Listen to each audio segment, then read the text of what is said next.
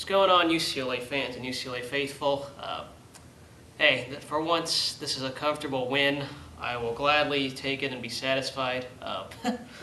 First of all, major props to All About the U83. You're the only one who picked UCLA when we were picking games, and my faith just kind of was derailed in this team after last week. You had more faith in the team than I did.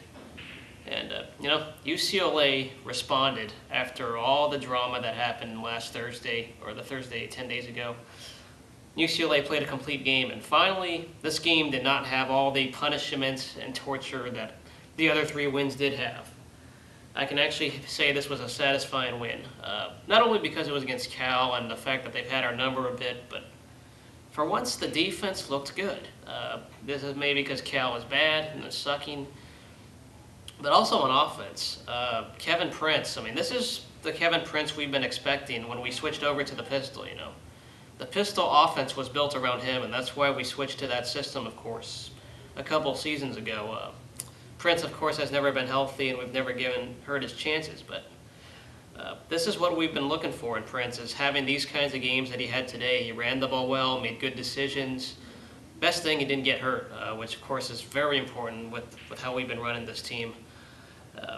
Passing game wasn't exactly the most impressive. It had its moments, but everything was done on the ground. And Cal, they supposedly had a good front seven, but tonight it didn't show.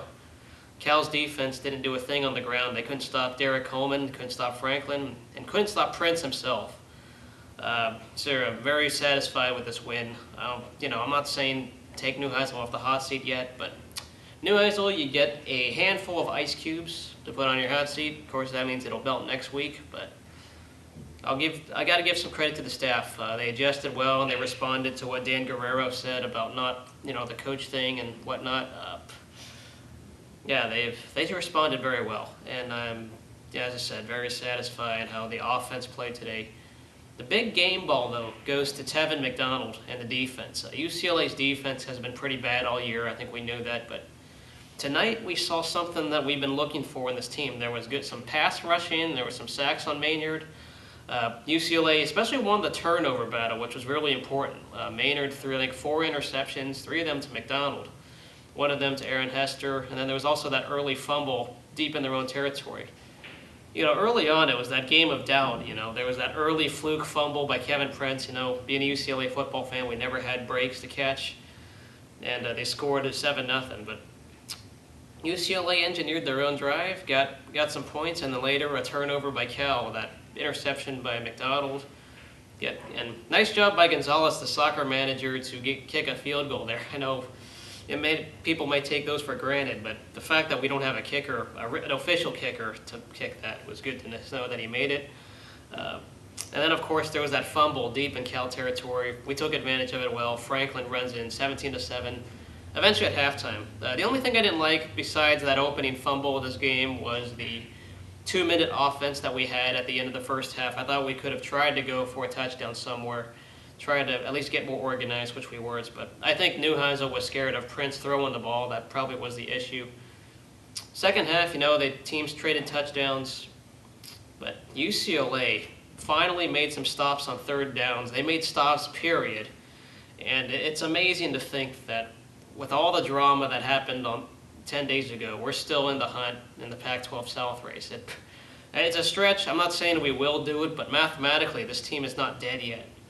They need to get themselves together, and they responded to the suspensions well. The receivers, most of them were suspended because of last week's fight or whatnot. Congrats to Jerry Rice Jr. for getting your first reception.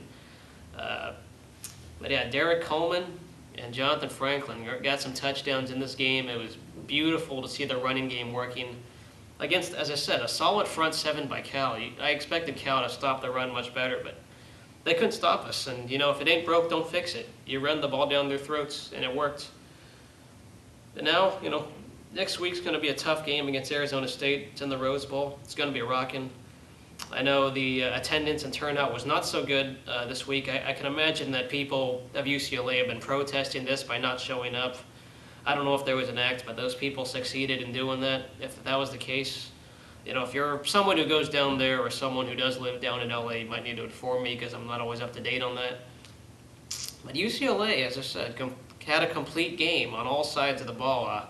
It's like as if they needed Jeff Locke to get hurt just to have some inspiration. And the defense stepped it up. And also, I hope Dietrich Riley gets well. I feel very bad for Dietrich Riley on that tackle. Get well soon. I hope you're all right. I know that was very painful. But I'll take this win. And I couldn't be more satisfied how they won tonight in a convincing fashion.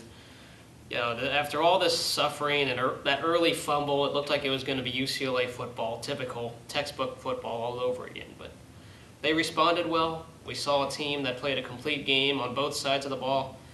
And I hope to see a lot more growth out of Tevin McDonald, and I hope to see Kevin Prince stay healthy, because that's the offense we were expecting to see when we switched over to it. And finally, we saw the potential of it. So good going, UCLA.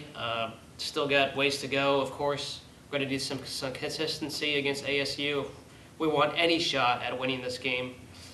But until then, I'm just going to enjoy this win tonight. Go Bruins, and it's nice to know that I can officially say we're not the worst team in the Pac-12. We're right in the middle, because Colorado, Oregon State, much worse. See you guys later.